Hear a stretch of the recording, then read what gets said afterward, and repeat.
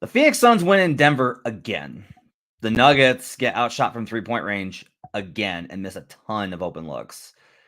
Weird variance, nothing to worry about, or do the Phoenix Suns maybe have something, at least for the Nuggets, to worry about in the playoffs? We'll break it down here on Locked On Nuggets. You are Locked On Nuggets, your daily Denver Nuggets podcast. Part of the Locked On Podcast Network, your team every day. Welcome to Locked On Nuggets, your daily Denver Nuggets podcast, part of the Locked On Network, your team every day. Thanks for joining us and making us part of your day. Appreciate you guys being an everydayer, checking us out Monday through Friday. We do appreciate you supporting the show. Whether you're listening on Apple Podcasts and leaving us a 5-star review, you got time. Come on, let's be honest, you got time. Or Spotify, or if you're following us on YouTube at youtube.com/LockedOnNuggets. We appreciate you guys being part of our community.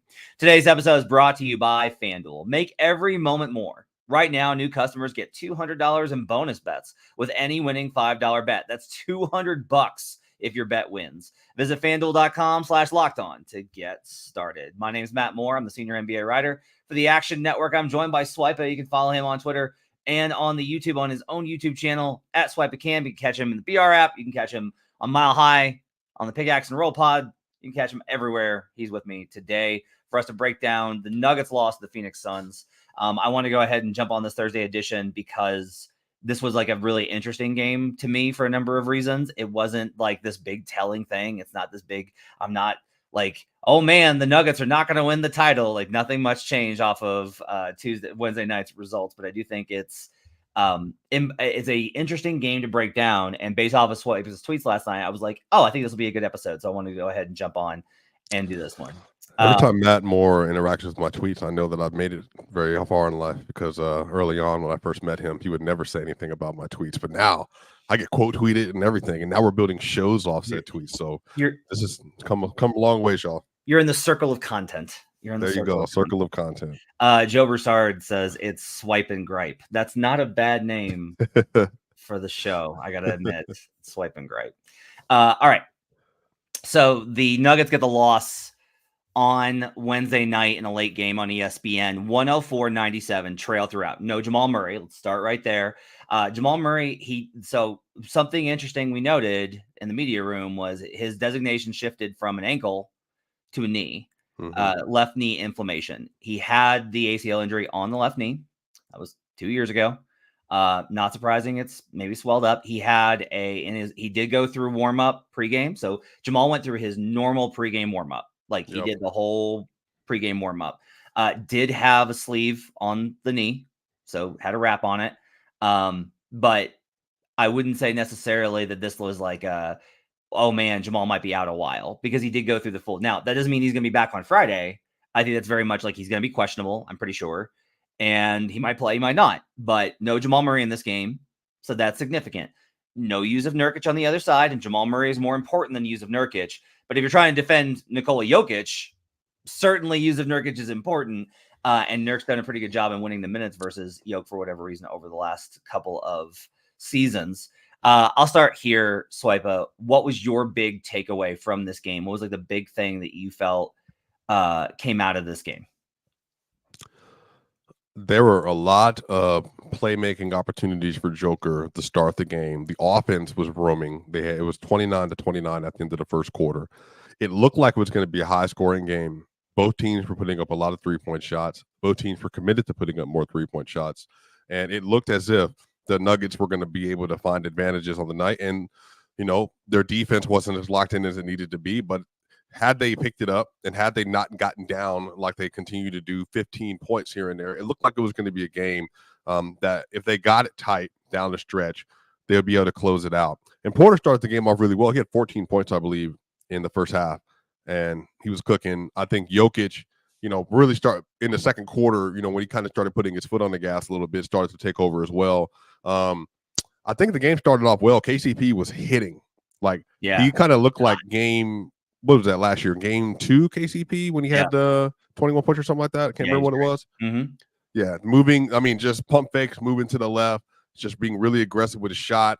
They were trying to stall out a pick and roll. He stepped to the left on the left wing, hit the 3-point shot, And it just looked like, okay, the Nuggets are going to find offense. Porter was playing really well. But, hey, Kevin Durant, man, shout out to him.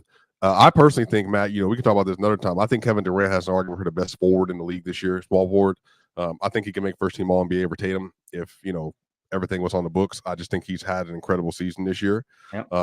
But I think because of where he's standing in the conference, I don't think he's going to get the love. But he was really good yesterday. His shot making, he looked like KD of old a little bit yesterday. He was doing those pump fakes, up and overs, turnaround, fadeaways. His defense was good, had 5 blocks, had 4 in the first half yesterday. But the Nuggets just never quite got in rhythm.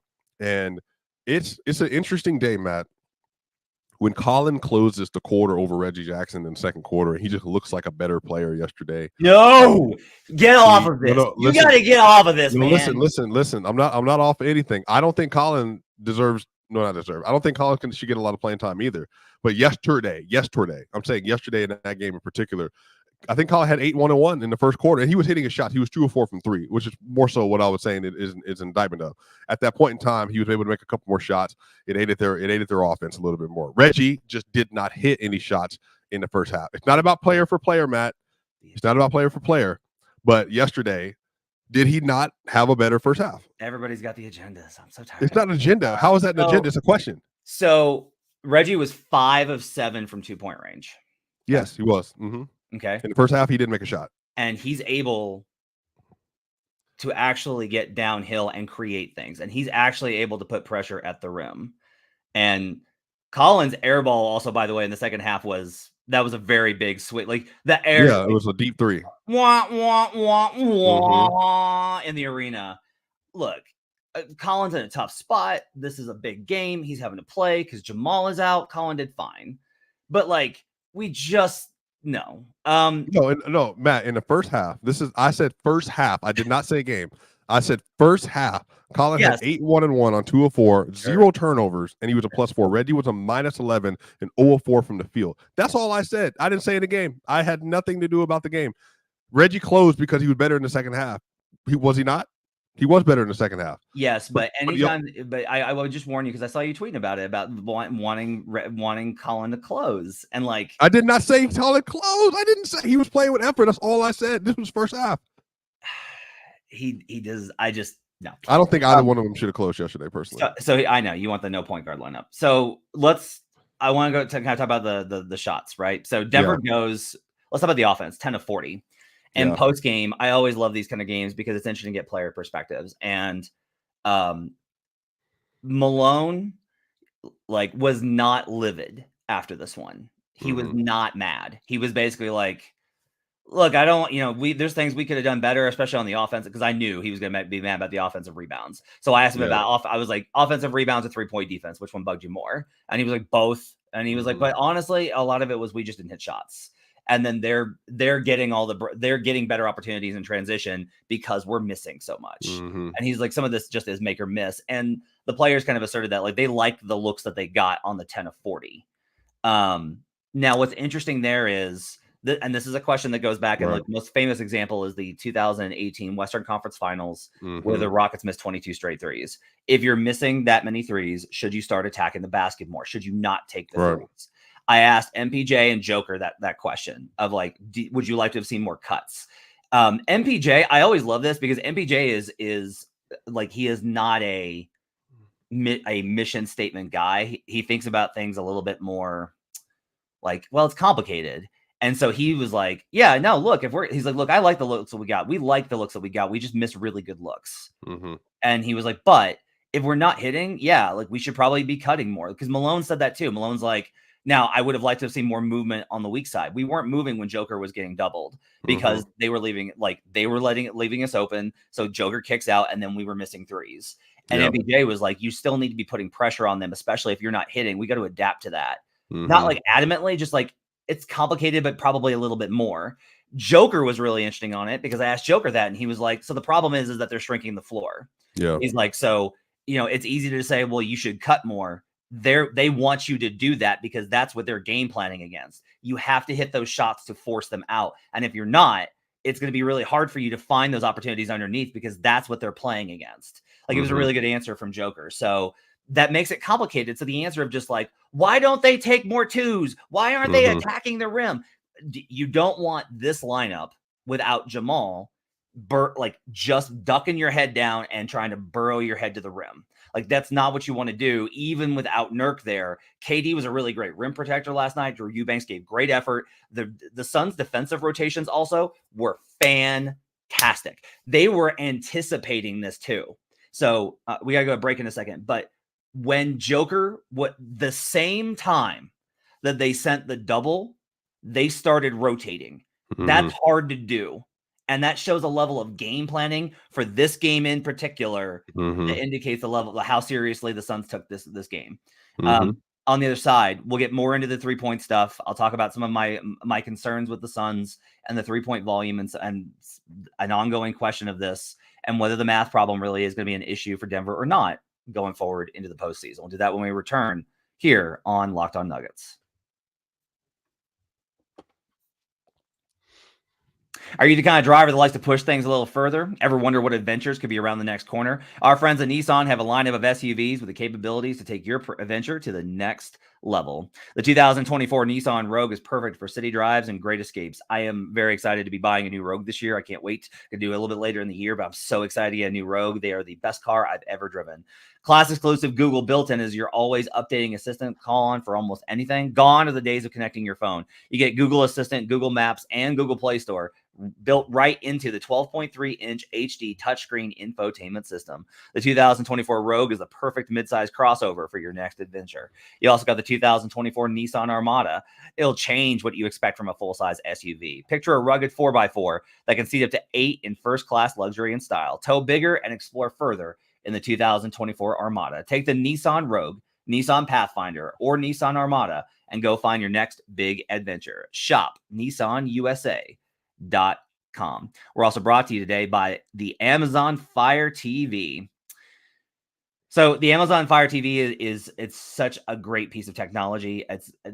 I remember when they first came out with these, and it was such a cool technology, and they've only gotten better. Fire TV is your destination for sports, from live games to highlights to in-depth analysis. Fire TV offers amazing viewing experiences with smart TVs, as well as a Fire TV stick that you can plug into your existing TV that provides access to millions of movies and TV episodes, as well as free and live TV. Whether it's opening weekend for baseball or the college basketball tournament, you're going to want to have a Fire TV. You're also going to want to get these because I'm going to bet you the Amazon might be getting in on the NBA here in short order. Fire TV recently created Fire TV channels to deliver a constant supply of the latest videos from your Fire sports brands, all for free. That includes all of us at Locked On and most of the big pro leagues and college conferences as well. Fire TV channel lets you dive into all the game analysis, highlights, and more to keep up to date on all the latest in the world of sports, March Madness, NBA, MLB, and lots more. Not to mention great news, entertainment, gaming, travel, cooking videos as well. Check out Fire TV channels on Fire TV and Alexa devices. If you haven't checked out Fire TV channels, you should. Trust me. To learn more, just visit Amazon.com/LockedOnFireTV. We'll be right back on Locked On Nuggets. Back here on Locked On Nuggets. Thanks for joining us and making us party today. Appreciate you guys being with us. Matt Moore alongside Swipa. All right, let's start here with Grace. Grace says, I don't buy it about the 3-point stuff. Okay, here's the deal. Last season, the Denver Nuggets were one of the absolute best teams in the association in 3-point percentage. They were extremely hot. They shot well over expectation is what I'm regarding, sir. So they shot well over what the expected percentage was, and 4th is very high. They are 11th this season, which is not bad. 11th is good. That's a good percentage. They have good shooters. They have lots of 12th now, right? They have 12th now. That's one game knocks them down a spot. Does not surprising when you go 10 of 40. Look, no Jamal last night. That certainly impacts this. My key here is that if you are building a way to beat this team that has the most championship equity, that is the Western Conference favorite, and who I believe will win the NBA championship this season, if you are building a model for how to beat them, it has to start with this premise. The Nuggets are going to take a lot of high efficiency twos, and you have to keep pace with 3-pointers. The Nuggets defense did a much better job in the second half of tamping those down. And that tells you that, okay, in a series, when they are healthy, locked in, and serious, it is very likely that they can maybe contain this. But if they don't, this is the problem you run into. The Suns average 12 3-point makes per game. They hit 16 last night, and had most of those in the first half. If the Nuggets play good defense, sure, you can contain that. But if you are getting outshot from 3-point range, that is part of the formula for a Nuggets loss. It is the easiest path to compensate for how high efficient their offense is the ability to compensate for that by hitting 3-pointers. That's why it matters. Yeah. I said going into the season, the Suns were the best bet to beat the Nuggets coming out of the West, just because I think the shot making variance is what you need. You got to outscore them. You can't out defend them. I don't think defense works for the Nuggets. I think Timberwolves have a real chance because of that. Now, Matt, just to say this, because it's just context. Per dunks and threes, in terms of 3-point defenses, they're allowing the second least amount of 3-pointers on the season. They're only allowing 35.8 in terms of percentage points, like how much you're allowing per game. They're second in the NBA, 35.8. 3-point, they are worse than they were last year. They shot 37.9% from three last year. They're shooting 37.0 this year, which obviously, because of the way the NBA has changed, that was fourth last year. It's 11th this year. So they're in a similar category, just not shooting as well as the league has picked up in its overall volume. And last year, they were about 21st in attempts, as opposed to this year, they're 30th in attempts. Last year, they attempted 36.1 threes per game. This year, they're shooting 34.9 threes per game. So they're down in percentage, about almost a full percent. And then on top of that, they're also down about an attempt and a half, almost roughly per game. So I do think they've gotten worse relative to last season. I think for me is Jamal Murray's also missed 20 games this year. And I think in the games that he's missed, because you even had a tweet about like the 500 teams they played in the Pelicans and I think Mavericks, and you mentioned the Rockets or whatever else in the Suns. I think some of this is Jamal has missed a little bit more time versus some of these mid to good teams over the course of the season than last year, which I think is what matters for obviously their overall construction. Jamal shooting 42% from three, Porter shooting 40, KCP shooting about 40, and then Jokic is obviously sitting at about 34.5, 35 right now. But outside of that, Reggie's not a good 3-point shooter. Christian's not a good 3-point. Well, 37%. He's shooting better this year. He's shooting better this year. Yeah. Peyton's not a good 3-point shooter. Zeke can't shoot threes at all anymore. So they don't have like a litany of shooters. They have 4 starters who are all good to great shooters. And they have Christian, who's a 37% 3-point shooter, but you don't trust that. So really, they don't have like a lot of high volume shooters, which is why like, a player like Royce O'Neal or Grayson Allen, they help the Suns so much because they're giving you additional spacing plus the defensive versatility that they're offering either as a POA defender, as a wing defender, or a help defender, whatever else it might be. So I do think that matters. Yesterday, the Nuggets shot 58% from two when they did take 2-pointers. They just didn't take a lot of them. They shot, what'd you say? I said, they shot really well. Yep. They shot 28. I think it was 48 twos yesterday as opposed to 43s. They never, that's a Boston Celtics shot profile. Right. They never do that. They do not shoot 47, 46% of their profile from 3-pointer. They don't do that. So I do think that they will be able to scheme the twos in the playoffs versus this team in particular, the Suns. But I think that's it, right? Like you want them taking their least most valuable shot, which for them is their 3-pointer because they're not a volume 3-point shooting team. Right. But then yesterday too, they just didn't look as crisp at different points in time in this game. And, people ask me all the time, like, are the Nuggets scared of the Suns? I don't think they're scared of them. Nope. I think they respect them. But I would say it like this too, Matt. Like, I just think yesterday, the way the game even started, you could just tell, like, Jokic was also not in this mode of like, all right, let me go ahead and just, absolutely demolish Drew Eubanks. And, they put TJ Warren in the game. Their defense was really loose. Peyton Watson had a play yesterday that I noted where they were in transition. Grayson was on his side. And then there was another player in him that were trying to pick up the ball, and Peyton left Grayson Allen to go help on the ball because they didn't want to like give up the match advantage. I think for I can't remember, it was Booker on this side. I think it was KD, and he just left him wide open for a wide open. And Booker hadn't made anything the entire day. Yeah. So some of this is like, I think Kevin Durant had a really good game yesterday for the most part. He ended up 12 of 20 from the field, but they just weren't. And we've talked about this before. If the Nuggets are not locked in defensively. Yep. They're not the same team. Right. It's just that they have to give max effort. And yesterday, really, I don't think at any point in the game you can say they truly locked in on that end, except for maybe 2 or 3 possessions at a time. But they just did not have the rhythm to go with the offensive flow, and then not having Jamal Murray again. And I think that's a big storyline for me this year. Jamal Murray has missed 19 games, but he's also less early in 3 games this year. Yeah. That's 30% of the season. Yeah. So I also looked this up. The Nuggets are 6-8 this season when any of the starters are missing versus teams over 500.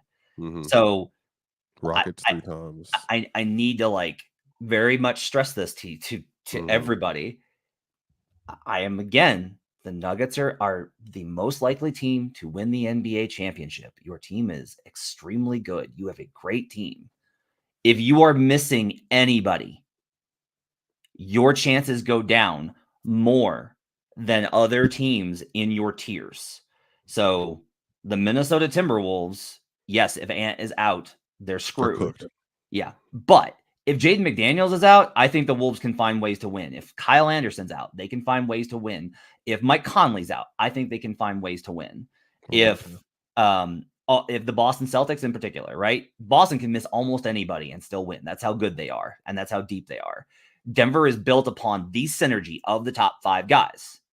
That's like extremely crucial here. The drop off is major. So like, I'm just trying to say, hey, like health is the most important thing for them. And they talked about this last night. Like, I think it was Vinny Benedetto was asking, or Harrison Wynn was asking too, what's like the goal over the next 9 games? What do you want to accomplish? And everybody got to get healthy. That's it.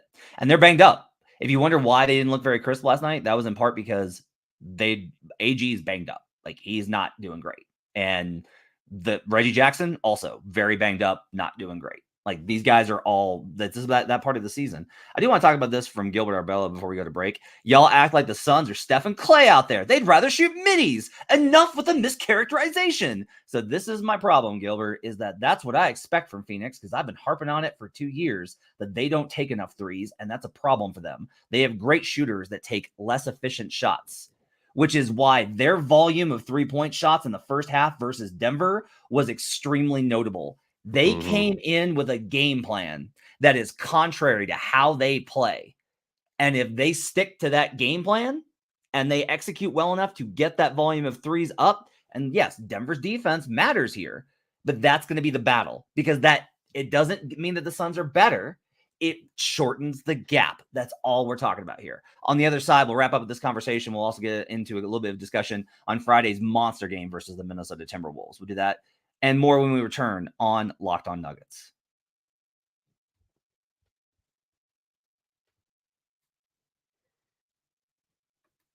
Today's show is brought to you by BetterHelp. Therapy is so important these days. It's really important for you to be able to communicate the things that you need to discuss. Sometimes we all need the opportunity to get something off of our chest, big or small. Certain things can really start to get to you. It's important to let that out, especially to someone who's unbiased on your life. So today I want to talk about how I really feel about something. You might even be thinking about the same thing this week. So I had to go to my folks' house for spring break I did the show from there and I took my kids there. My parents are getting older and that's really tough. And it's really hard to process as your parents get older and they start having health problems and seeing that decline and having to become the person that kind of takes care of them. And that process can be really hard. And that's the kind of thing that you really need to be able to discuss with somebody to process those pretty complicated feelings, because we all have complicated feelings always about family. Therapy can be different for everyone. Most of us have bigger problems than our favorite sports team. And it's important to get things off your chest every once in a while. If you're thinking of starting therapy, give BetterHelp a try. It's entirely online, designed to be flexible and suited to your schedule. Visit BetterHelp.com/LockedOnNBA to get 10% off your first month. That's BetterHelp, HELP.com/LockedOnNBA. We'll be right back on Locked On Nuggets.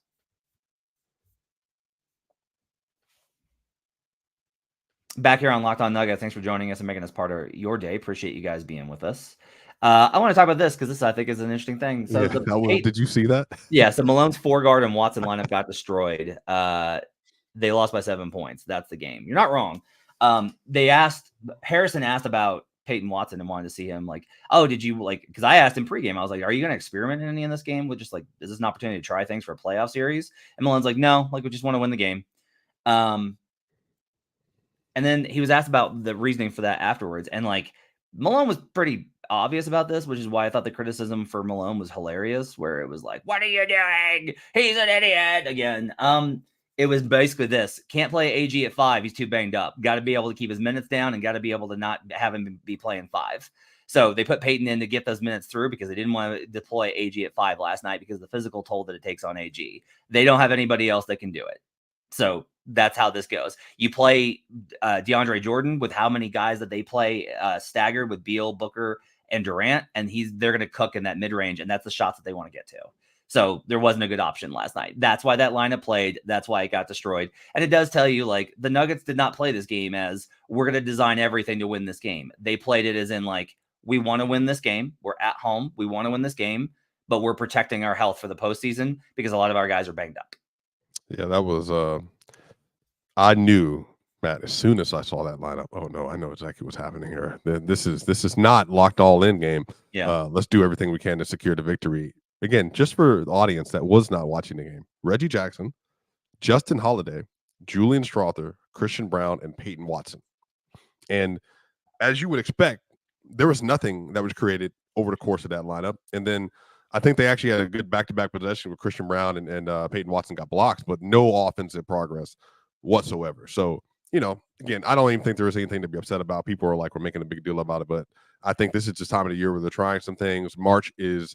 This is the same team from last March for me, honestly. They're just finding a way to kind of load advantage as they win games a little bit, and who's playing, who's not playing, depending on the teams that they're playing against and all that. So, it's just yesterday did not feel like an indictment on the process at all. It was just more so this is kind of where everybody's at. And then DJ, do you think DJ could have got some minutes yesterday?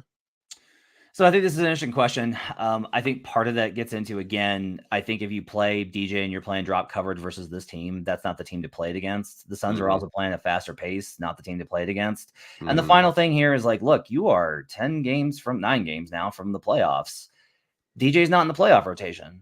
You want to try and stay away from that. You want to try and avoid that. And I think it's so, like, Grace is like pretty peeved about it. She's like, is playing AG at 5 that much of a physical toll if he's playing against Bol? Yeah, because he's still setting screens. That's the problem. Is like, it's what you do at 5. It's not about the matchup. It's about what you have to do at 5.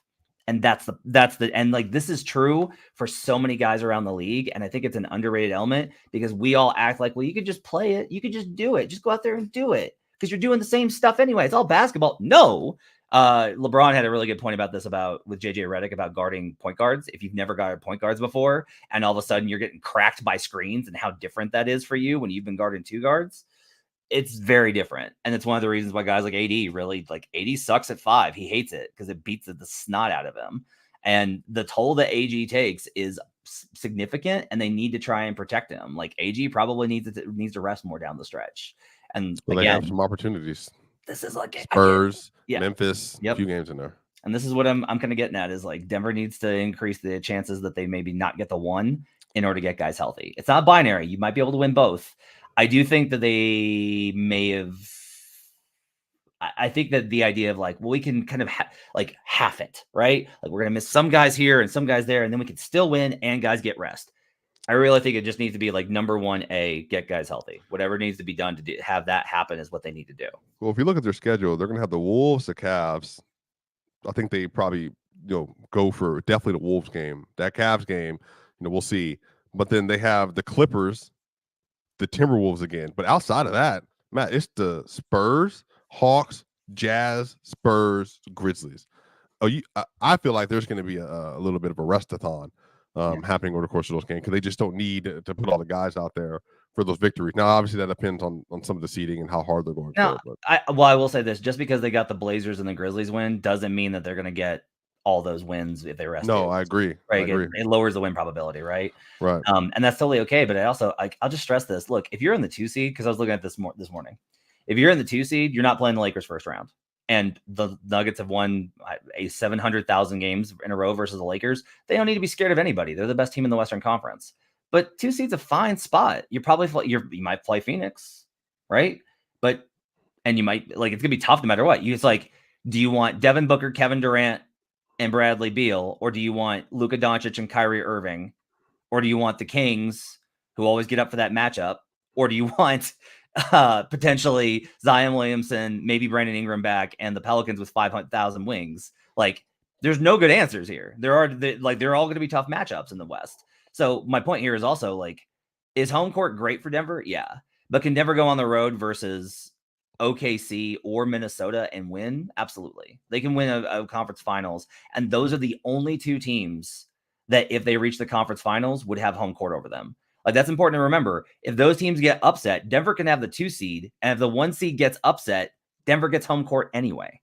And then when Boston inevitably loses to the Miami Heat, they'll have home court through the finals against them. Yes, you're absolutely accurate here.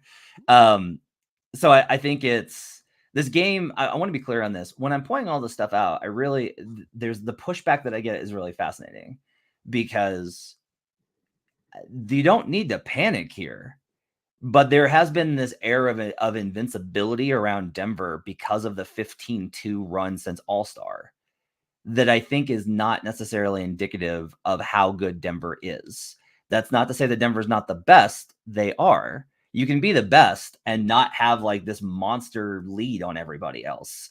It's close. And Denver this is part of it is Denver. I've been saying this all year. Denver's margin for error is smaller this year. It just is. And that, to me, I think is really important to keep in mind.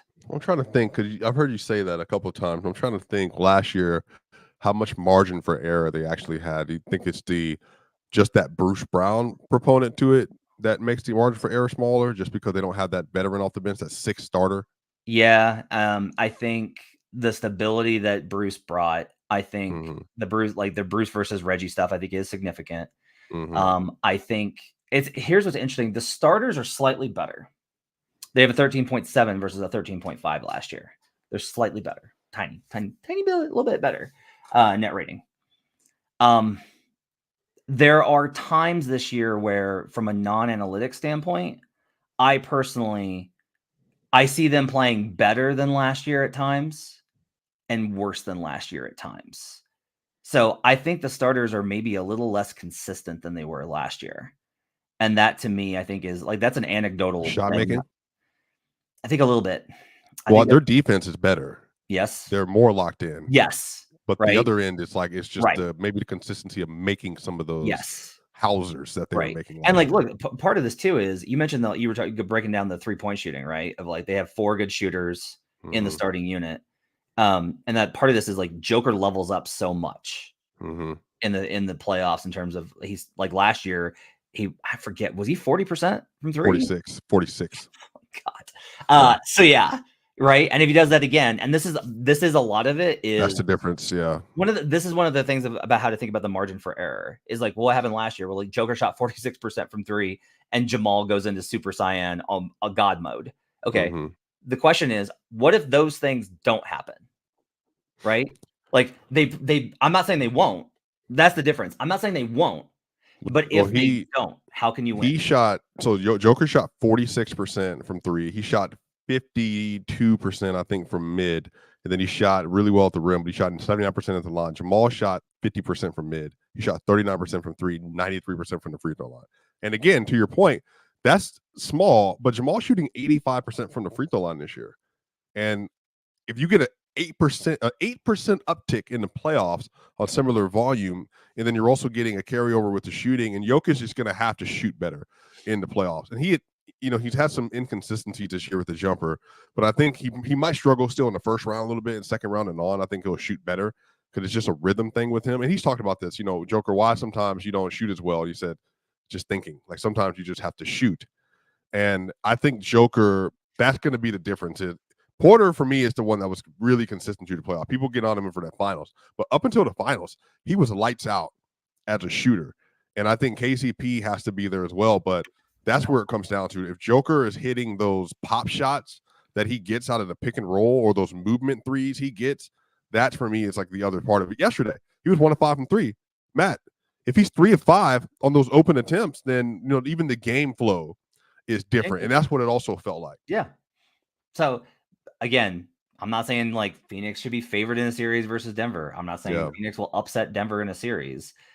But I do think that there were things to learn from this game in terms of, at the very least, things for Denver to be wary of, to be like, we really got to make sure we cannot let them get up that many threes. Let me ask you this question before we end. So we're Peyton, Christian, and MR. They're young, obviously. Yeah. Because of this year, depending on what happens in this playoff, do you think that they're going to be better suited before they get any other additions, just those two alone, by next year, will be better suited to handle the responsibility of a regular season and having to raise the floor as a bench players a little bit? No. I don't, because I think You young don't see players, any marginal leaps. Yeah. I think young players are inconsistent. Yeah. So like they'll be better in some spots, but they'll be still inconsistent. And that's the Mhm. problem. That's a challenge. And that's just inherent to how the Nuggets have decided to build the team. We'll talk about more on that tomorrow because it's a great point.